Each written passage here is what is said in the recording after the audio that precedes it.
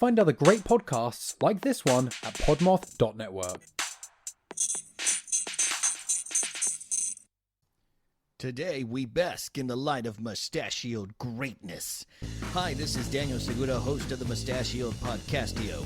You like mustaches? You like movies? You like sexy chinganos? Well, the Podcastio is the place for you. We are talking legendary mustaches from Charles Bronson to the Great Burt Reynolds to the OG Ice-T. Find the Mustachioed Podcastio anywhere you listen to podcasts. That is M-O-U-S-T-Ashioed Podcastio. Hey, Twisted Listeners, I'm Cindy. And I'm Diva. And this is Twisted Listeners, a podcast about murder and lists.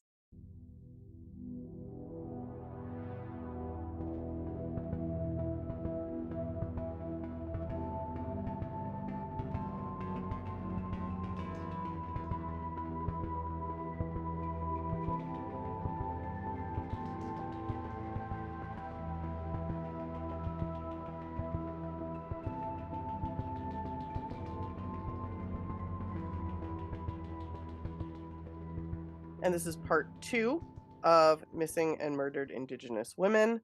We're brought to you by the Podmoth Podcasting Network. Check out their other podcasts. They're all really great. We've had a really good response to this. People are really happy that we're doing it. This needs to have more light shed on it, so I'm really happy we're doing it right now as well. And something we could obviously do again, and depressingly, there's no shortage of cases to talk about because this is a huge problem. Yeah. But, for, I think May is like the Day of Remembrance. We could do another round. I think we should, for example. Sure. It's always good to just, keep talking about it because it's fucked up. Yeah, this is a topic I hate that it exists, but I don't mind revisiting because I want to bring attention to it. So. And also last episode, part 1 was one of my favorite cases I've ever covered. Yeah, that was fascinating. Also because it got into like AIM and that history and exactly. Those big personalities.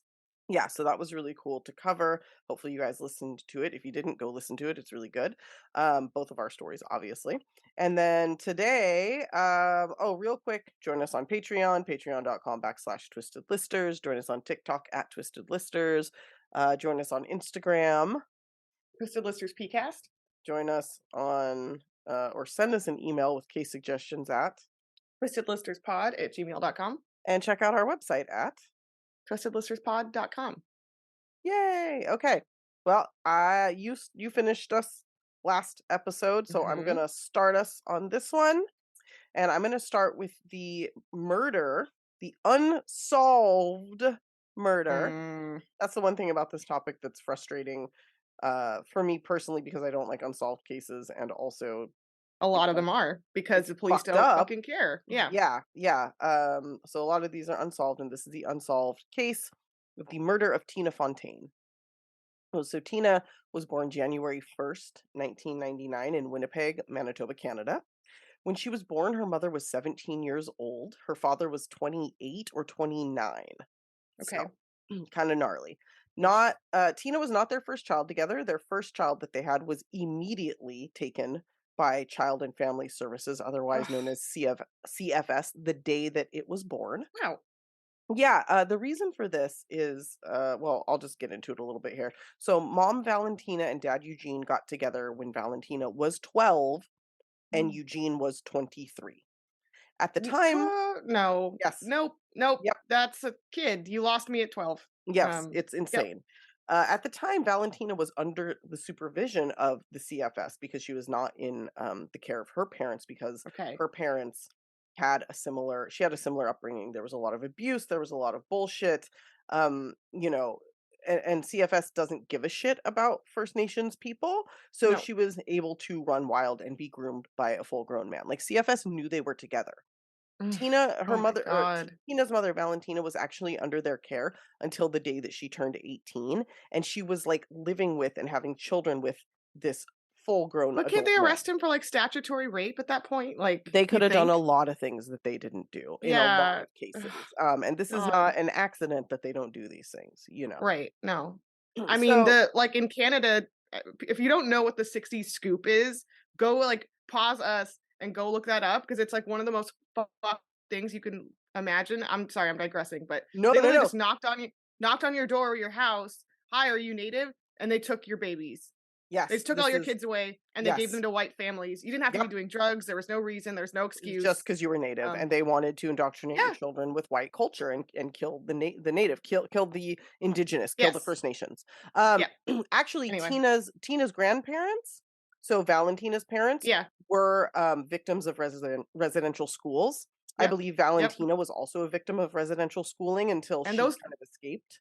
And those like literally some of the last ones didn't even close until like the 80s or 90s. Like they went on for a long time. They did. And actually, this is all kind of talked about. I'm just touching on it because I don't want to, I could talk about her story and the impact of this, the generational trauma for hours. But essentially the idea of generational trauma is that this story, Tina's story, does not start with Tina. It starts with her grandparents and her great-grandparents, but mostly with her grandparents because they were the first in her family that were subjected to residential schooling and having their families broken up. And then her mother, the same thing. You know, she's taken from her parents and put in the care of CFS, who allows her to be groomed by an adult, have children with him, takes the children.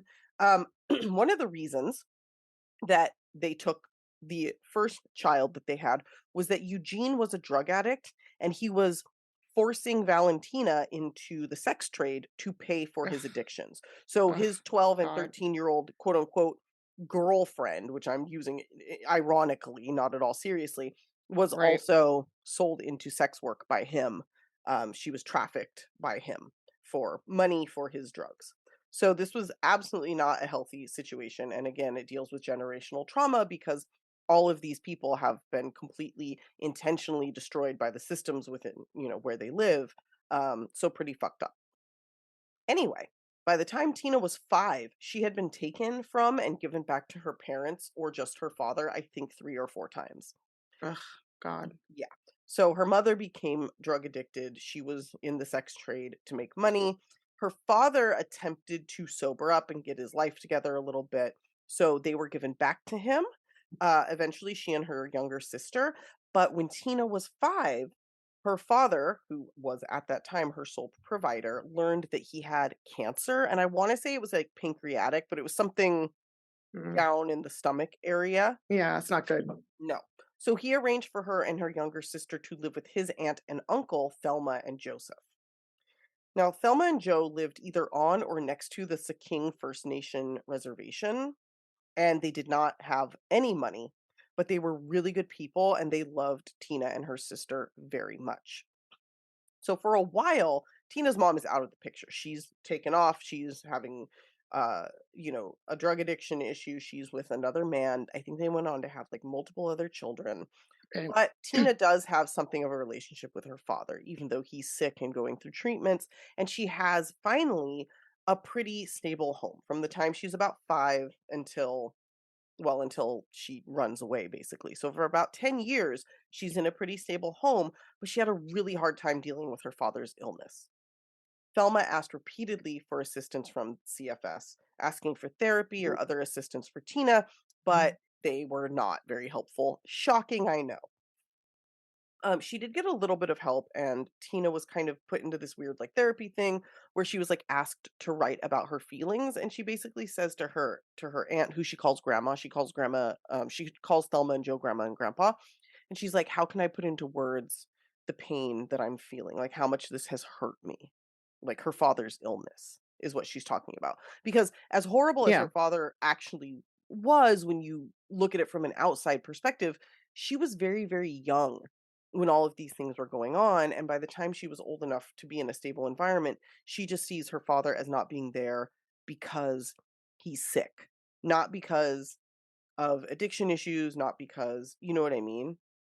Hey guys, sorry, we lost our connection. So we're going to kind of start, we'll see where I can put this back together. But jumping back in, her dad, when she was young, she didn't know what kind of guy he was, and then by the time she was kind of old enough to have real memories of him, she just knows that he's sick with cancer, and that's why she's living with her grandma and grandpa. Yeah, you that's know? so hard. Yeah, and as soon as like they almost have a chance of like normalcy, then this fucking happens. Yeah. So during this time, Tina was going to school and she was doing pretty well. She was living with her aunt and uncle, so I don't think she was in like a residential school because those weren't really around at this time, although you know, for the most part, for the most part. But you know, so she was going to like a regular school, and living with her aunt and uncle. And she was really close with her father. Like, she had no relationship with her mother. Her mother was off doing drugs and having children with like another man, and just a mess, you know. But her dad was like trying to get his shit together, mostly to like treat the cancer and just like, you know. But you know, by 2011, after her father had been fighting this cancer for what, like 7 years, he was told that he only had like months to live, like maybe 4 months. He and Tina were pretty close at this time. She still didn't live with him because he couldn't take care of her. And I think after hearing like, you're going to die soon, that kind of threw him into a spiral. And fair. Yeah, it is. Absolutely. And he went on a 3-day drug and alcohol binge with 2 friends. And at the end of this binge, he was violently beaten to death by these friends. Oh my God. Yeah, they didn't see that coming. I know. They got into an argument over Jesus money. I know, really bad. And he was beaten over several hours and then left outside in the winter without a shirt on. It's so fucked up. Really fucked up. God. So this death destroyed Tina's family. Like, her father was one of like many siblings, and Tina, who was only 12, was especially destroyed by this.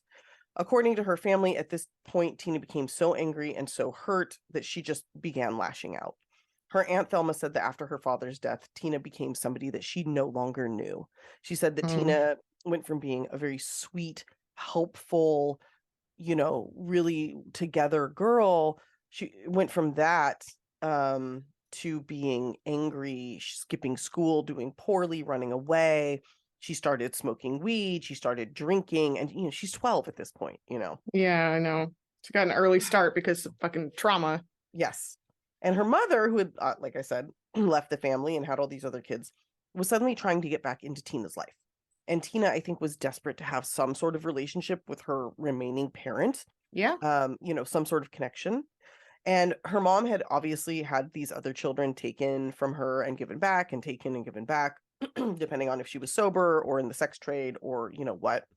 So Thelma was really wary of letting Tina connect with her mother, because obviously that could be a really bad thing. So Thelma actually reached out to CFS in Winnipeg, and they reassured her. They're like, no, Valentina is sober. She's not doing sex work right now. So Thelma's like, okay, I'm going to allow the girls to go visit their mother. So they go, they visit, and then they come back, and everything seems fine. So Tina wants to maintain this relationship with her mother, and Thelma says, you know, if you get good grades, I'll let you go visit again. So Tina does not get good grades. She's still skipping school. She's still behaving poorly, but somehow she's able to convince Thelma that she has turned things around and that she is getting good grades. So Thelma gives her a prepaid phone card, I think like $50 cash, and gets her on a bus to go see her mom. Her younger sister did not want to come this time. And what Thelma didn't know is that at this point, Valentina was back on drugs and had again lost all of her children. So she's sending Tina on her own to meet up with this woman who's like hit rock bottom again, right? Oh, gosh. And because Thelma didn't know, and she didn't know that Tina's grades were bad. You know, she thought she was helping reconnect. She thought she was healing trauma. She was doing the best she could, and it's like this poor little girl had like no fucking chance. No, and multiple times Thelma had asked for help with Tina.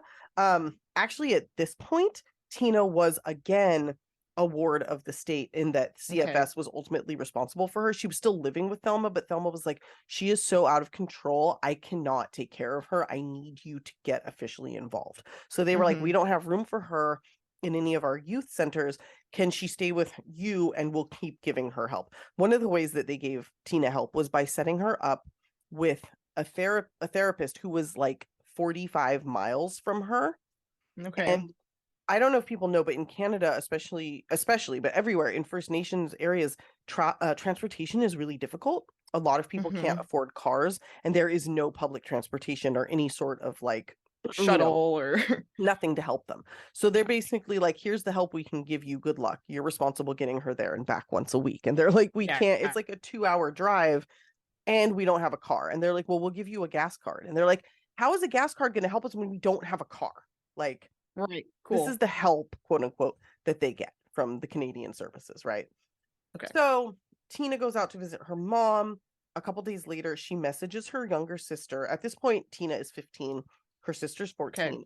This is 2014. She messages her sister a photo of her with a black eye and says, "Look what our mom did to us." And her sister's like, "Come home." She's like, "I'm not ready. I'm not ready to come back yet."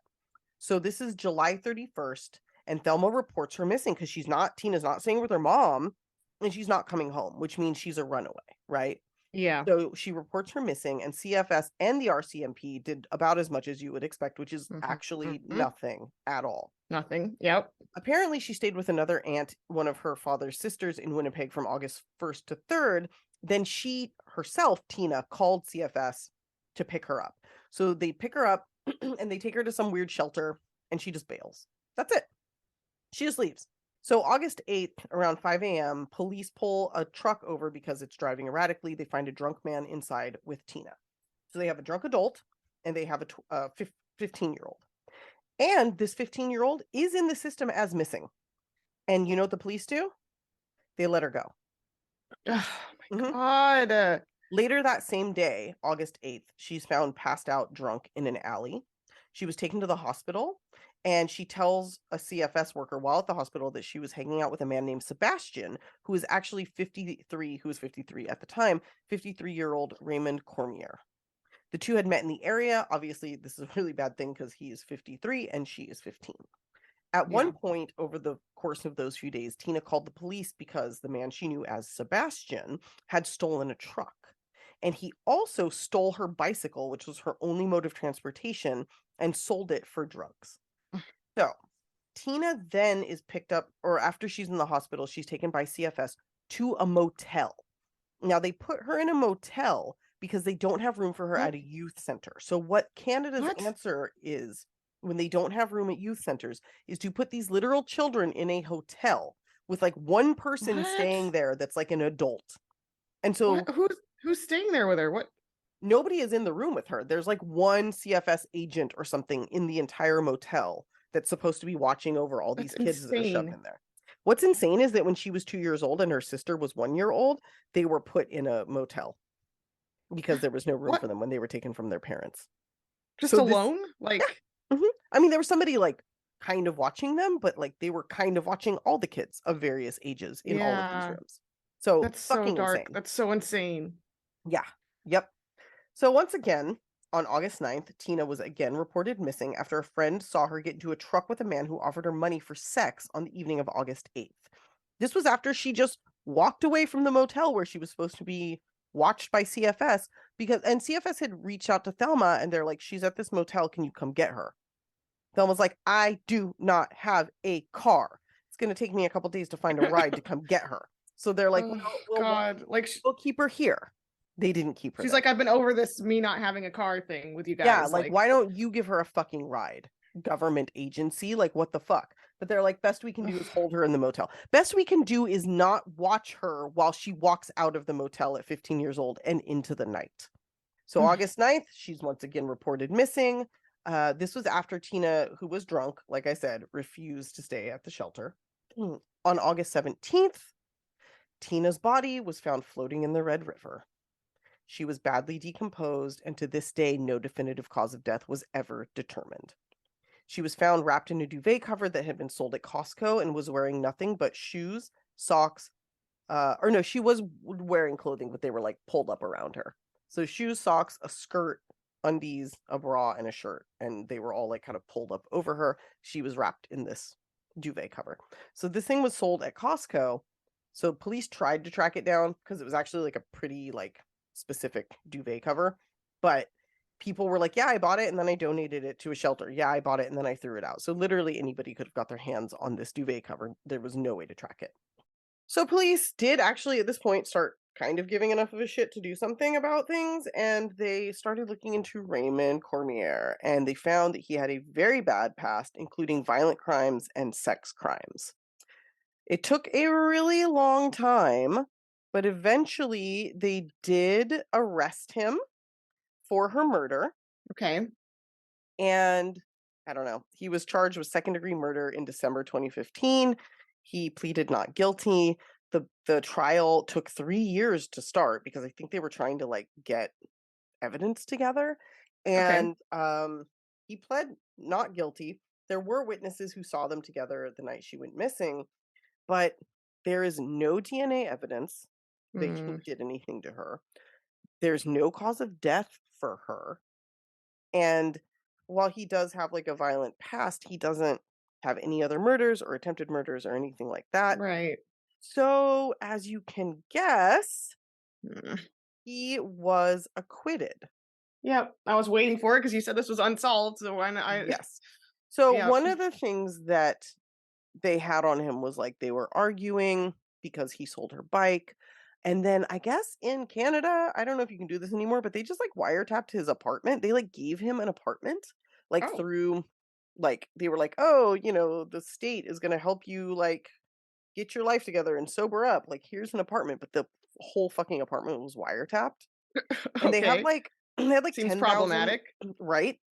They had like 10,000 hours of recorded conversations, including him talking to himself, and they basically have nothing.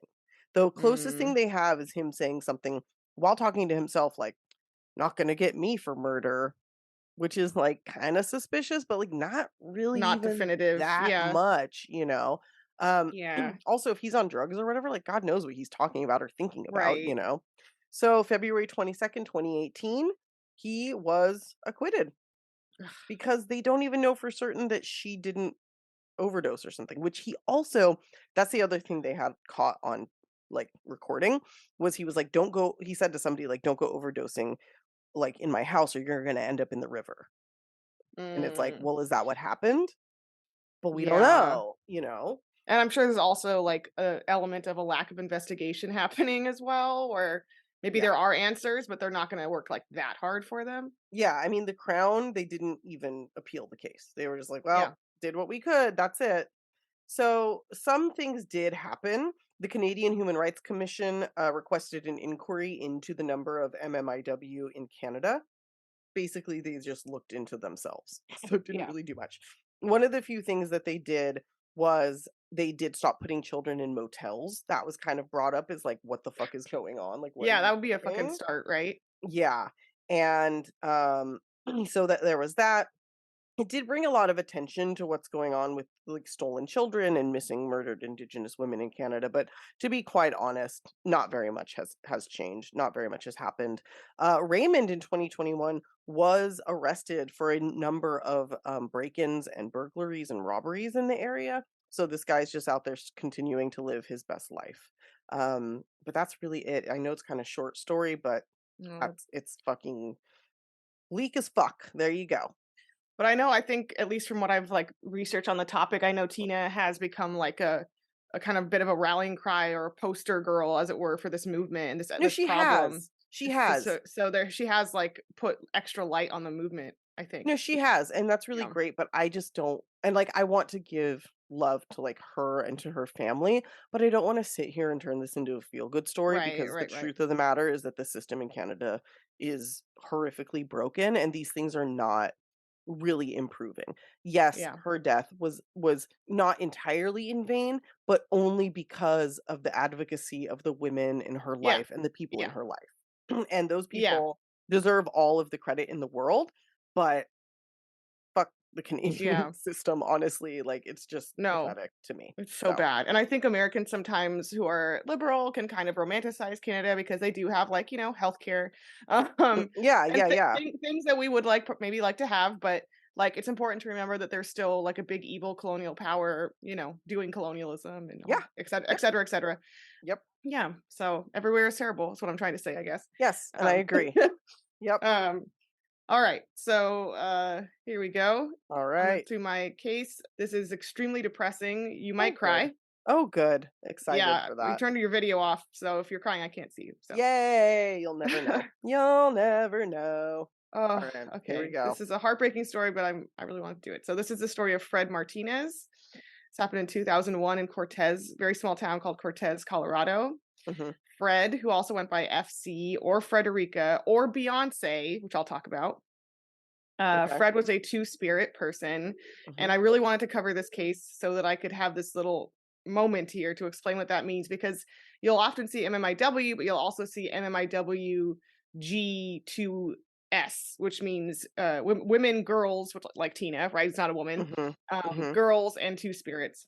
To kind of that's the full version. Amazing. So this two spirit is kind of a blanket term describing people across indigenous cultures. It includes a kind of a lot of sub varieties, and the Navajo one is its own thing. But Fred was specifically a Nadlehi, which I am saying in the westernized form. In the Navajo language, it's like made with some sounds that my mouth cannot make. Okay. I tried, can't do it. So I'm just gonna say Nadlehi. Okay. But in this tradition, the Navajo tradition, a Nadlehi is a male-bodied person with a feminine essence. And in the Navajo tradition, there are 4 genders: a feminine woman, the masculine man, and then the third is a male-bodied person with the feminine essence, Nadlehi, and the fourth is called Dilba, a female-bodied person with a masculine essence. Got it. So, Okay. yeah. And Fred, after his mom, Pauline, who I'll talk about a lot, told him that this is like the identity for him that she saw, he loved it and he embraced it, and he just like leans in really hard. Okay. And I also wanted to note here that a multiplicity of different genders is actually shared by cultures around the world, indigenous and all kinds. And the incredibly stupid gender binary, there's just a man and a woman, it actually comes from colonialism and Christianity, and has been imposed on people like totally arbitrarily. Right. Right. Yeah. Fred is special because oftentimes people are shunned by their family, but Fred actually had love and support in his life, and he lived unapologetically as Nadlehi, as a two-spirit, and his mom loved it, you know. That's awesome. Yeah, it's That's extremely touching. It's super fucking refreshing, to be honest. Yeah. Like, yeah. And even though he suffered a great deal of bullying and name calling from his peers at school, take in mind this is also small town, it's the early 2000s, so Right. great deal of racism as well. His mom told him, just tell them don't hate me because I'm beautiful, to the bullies. I love it. That's a So great way to yeah. handle that bullshit, honestly. So despite all this bullying, Fred was out as fuck. He would show up to school with eyeliner and his nails done, wearing like kind of feminine shoes or feminine fashion. And that's when he would get bullied for this, they would just send Fred home, the school. Oh, so not the people who are the actual problem, but the person Yeah. that they deemed to be the problem. Yeah, for That's essentially fucking for nice. appearing feminine. Yeah. He That's also nice. was very passionate about Beyonce, which same. I agree. She is great. This is also a very good Beyonce era. This is like her early solo, like first solo album, like Crazy in Love. This is quite a good time to be into Beyonce. And he also went by Beyonce sometimes because he was just, he's just channeling that vibe. Right. Yeah. And by all accounts, he had tons of friends. He was super social. This isn't like of someone who's bullied and just retreats into themselves. He was exuberant in life and totally social. And just like, that's what's really touching about this, is that he's just, yeah, fuck you. I'll be feminine all day, every day. Like, right. Whatever. Okay. Now to the depressing part. On June 16th, 2001, Fred spent the day going to a carnival / rodeo. Okay. It's kind of a Western thing. He goes home briefly and then went back out to a party. It's a little unclear the exact timeline, but basically we know he got a ride home from another guy and a 18-year-old Sean Murphy. They drop him off at home, and at some point, very shortly thereafter, they decide to assault / murder Fred. Just like that. Yeah, because I don't know if they did it from when they picked him up, which is also possible, right, or if it was later, but at some point that decision is made, and they essentially get out, and as he's walking home, so he's super close to his house, they chase him, and he runs into a canyon. They chase him into a canyon, rather. Okay. And there, Sean, sorry, it's just Sean. Okay. Sean bludgeons Fred with a rock. Oh my God. Yeah. Jesus and Fred Christ. Fred actually tries to fight back and attempted to climb over a rock wall. And what's so heartbreaking is that from this wall, he could literally see his house. Oh, God. He was so damn close it. to escaping. Yeah. That's fucked up. Yeah. So Sean brutally bludgeons him, and he essentially lays there and bleeds out and dies. Wow. Yep. Jesus fuck, man. Yeah. Yeah, it is disgusting. And Fred is at first considered missing, and his body is found 5 days later. Okay. Police do not communicate very much with his mom Sure. about much of anything. She actually read his autopsy and his injuries in a newspaper. No, Wow. no one told her. Mm-hmm. Jesus. Wow. Yep. Sean is pretty shortly identified and arrested after Sean, this genius, calls Crime Stoppers and brags about the murder. And he says that he Wow. and he says that he beat up and he uses a slur for a queer person that I will not repeat. Okay. Yeah, You don't. get the idea. And he's bragging about how he beat this person up. So he's arrested, and then he quickly confesses, and he's kind of unapologetic, like, yeah, I did that. It was awesome. Wow. What a fucking turd. He is a scumbag, yes. Absolute fucking scumbag. Wow. Yeah. So at the trial and sentencing, his mom, Pauline, who's an absolute badass. We were just talking about like the badass mama bear characters here in these stories. Yeah. And she's definitely one. And this is kind of a longish quote, but I didn't want to cut it down because it's so fucking good. Yeah. Here's what she says at sentencing, quote, "It is not easy to grow up as Navajo, Nadlehi, and poor. These are facts of life. He was not ashamed of who he was, and neither was I. I now tell you that I dearly loved my precious son and was proud of all that he was. Mr. Murphy, you took my son away from me in the most vicious way I can imagine. You smashed his head with a rock. You were covered with his blood. When you left him that night a year ago in the pits, not even a mile away from here, you knew you beat him with a rock and you felt it break his skull. You knew how much he was you knew how much he was bleeding because you were covered with his blood. You deliberately left him there to die or already dead." Wow. Like, this is like a brave ass lady. And also like, I mean, all she's that's doing insane.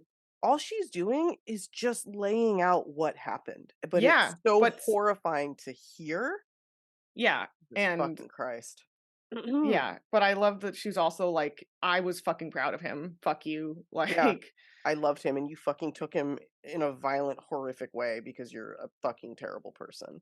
yeah, and also I wanted to note here that the reports, because it does get a decent amount of press at the time, but the reports in 2000 all pretty much describe Fred as a gay teen and a gay man. Mhm. So they kind of do not get that nuance of two-spirit that comes in quite a bit later Right. into coverage of this. So you'll see a lot of like describing him as gay. And by the way, his pronouns are he, from what I can tell. Okay.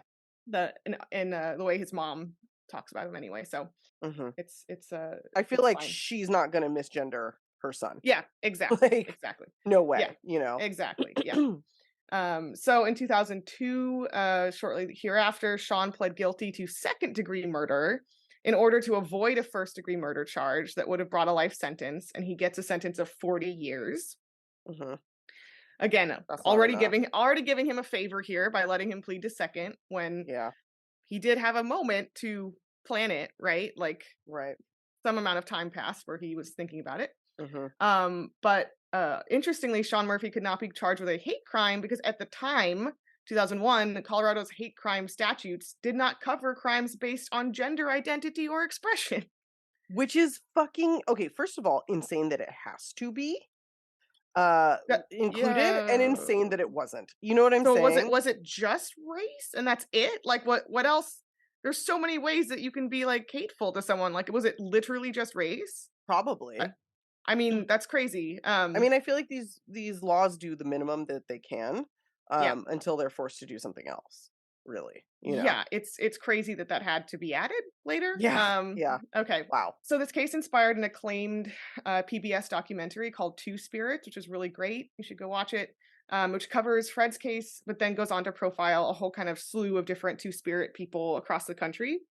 So kind of Okay. is like nice that, again, I get your point that we don't want to turn these into like feel-good stories, but No. if there's no. any kernel of anything to be taken out of this, it's that Fred's case really increased awareness of what two-spirit means, and like this documentary really, I think, had a huge role in like popularizing the knowledge of like what that is.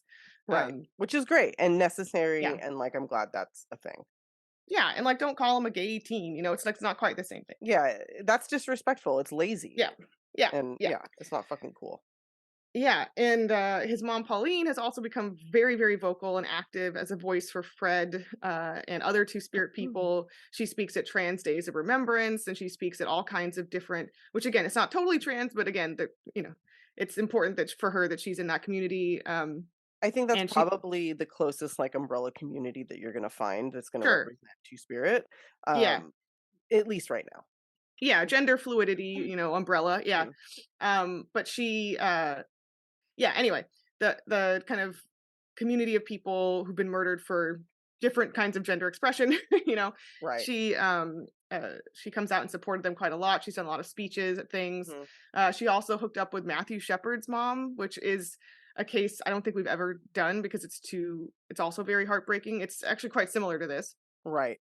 It's a hate crime.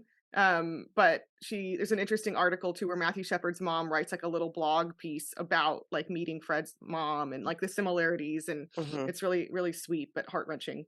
Yeah, fuck, dude. Yeah. Jesus Christ. Friendships that should not have come, you know what I mean? Like had a reason to happen, but they did.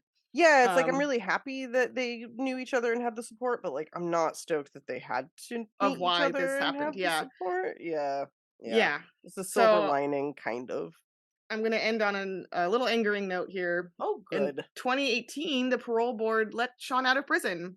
Wait, what? On supervised release at age 36. He had only served 16 years of a 40-year sentence. Okay.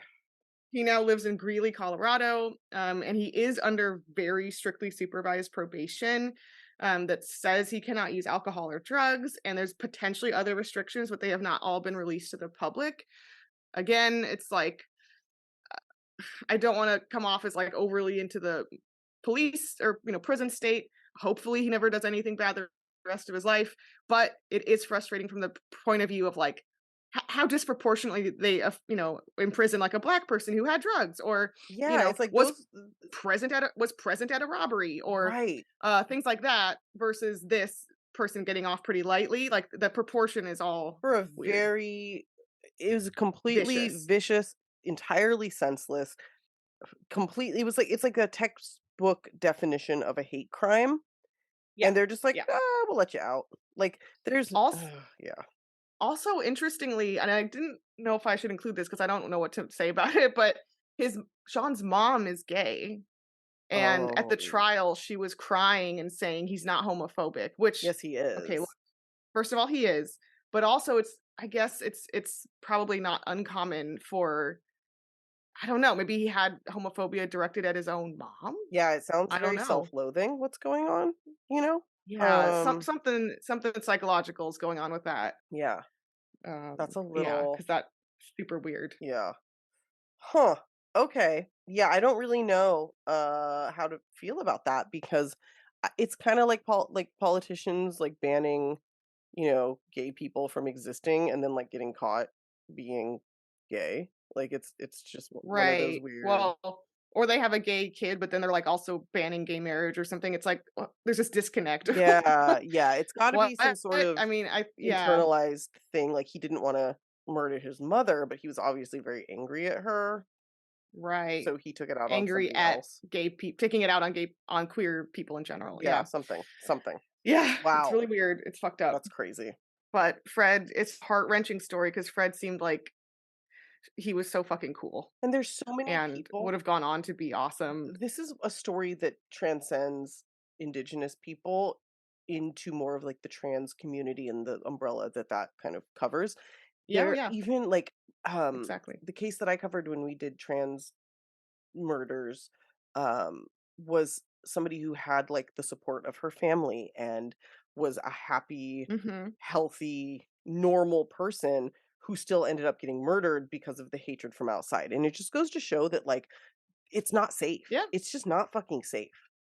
And it's so scary. Yeah. No, transphobia fucked. Kills. And that's why like when people get offended over like an anti-trans like joke or light thing, people are like, oh, whatever. It's just no. transphobia kills people. Like, it's like a life or death thing. It's not like something to be treated lightly. Yeah, So. I mean, I love the idea that we can be able to make fun of everybody on equal ground, but first we all have to be on equal ground. Like, yeah, we're we're not on quite equal there. ground. So until that Not happens, like there. that shit is off Yeah. limits and it's not fucking funny. Like, I would love No. for everybody to be safe and equal and loved, and then we can all make fun of each other, and it would be really I fun. would love to live in a John Lennon Imagine Kumbaya Right? world too, Cindy. Right? I It would would be love amazing. that. But until it is, people have to stop Yeah. pretending that this shit is not harmful and that this shit is existing in a vacuum, because it fucking is not. So that's my Yeah. point. Yeah. And go watch the documentary and learn about Two-Spirit people. It's really interesting. Yeah, that's great. Anyway, I also wanted to, if I may, just interject with like some further listening recommendations, because I realized that there's been some really incredible podcasts about First Nations people in Canada. Yeah, and I So had if intended to call out a few more on this podcast, but I got Yeah. super sick, so I didn't have a chance to like No do the worries. research I wanted. just So I'm like glad you're doing there's a this. couple that I listened to recently that just like wrecked my whole life. So if you're still listening, here's an extra bonus recommendation. There's a podcast I think released by Spotify called Stolen Surviving St. Michael's. Okay. And it's about you should listen to it too, Cindy. It's about a really, really, really bad residential school. I mean, they're all bad, but All right. a really bad residential school in BC, the north of BC in Canada, in Victoria, I think. Mm-hmm. And it is like profiling essentially like a generational network web of trauma to this one family. And like she tries to get a hold of the priest that did this, and it's like really, really good. Mm-hmm. And then the other one I wanted to call out that will like rip your heart apart and then put it in the fire and stomp it out and just like is called Missing and Murdered, Finding Cleo. Ooh. Missing and Murdered actually has, I think, like 3 seasons. One season they profile Alberta Williams, and then there's another Indigenous woman, and then I think this is a whole separate season called Finding Cleo, and it's about siblings that were all scooped, as I mentioned before, Right. and put in different places, and they're trying to find out what happened to their lost sister, Cleo. Okay. And it's like the saddest thing. It's like compelling, like I couldn't stop listening, but it's also like the saddest thing I've ever heard in my entire fucking life. So also I think the last season of Up and Vanished profiled Ashley Loring Heavy Runner, who's disappeared from Montana, and that was quite good. Yeah. Okay. As well. So that's my recommendation. Thanks, Diva. Yeah, I wanted to call out some more of these cases, and I had planned, I was like, oh, I'm going to do, because there's some that are like missing and they're recent and there's not a lot of information, but it's important to get those stories out so people can help solve them if possible. But well, we can revisit the topic or do a Patreon or I'd love to, because this cold just like fucked me up. So I'm sorry, everybody. I kind of fell a little short this week, but hopefully, we can do more of this. So anyway, thanks everybody for listening. Diva, what are we doing next week? Well, I think I'm going to go with my topic, even though it's a little perhaps repetitive to some other topics we've been doing, but I really wanted to do a familial theme topic because it's Thanksgiving week. And maybe some of you are with your family and you're having feelings about your parents, as is very common. Political discussions, things like that. Yeah. So I wanted to do parricide just because it's like people killing their parents. And again, we've done some of them in Family Annihilators and also in Killer Kids for sure, because kids tend to kill their parents. Sorry, Cindy. Yeah, no. I know. It's true. It is true. And it's weird that we haven't done it because we've covered it so many times. Yeah, but not exclusively. No, not at all. Definitely not. So I'm glad we're actually finally we've been circling this topic and now we're actually honing in and doing it. Because the funny thing too is some of the ones we've done have been Patreons. So they're not all ones that we've covered on the actual podcast. So it's cool that we're going to actually do it on the podcast. Yeah, but I think it'll just be good to talk about some dysfunctional families. Yeah, I love it. And also we've done a lot more dads who kill the family, like the men murder everybody. I feel like that's been more the focus. So it will be nice. It will be nice. It will be a change of pace to do it the other way around. I don't want to say it'll be nice, but Right.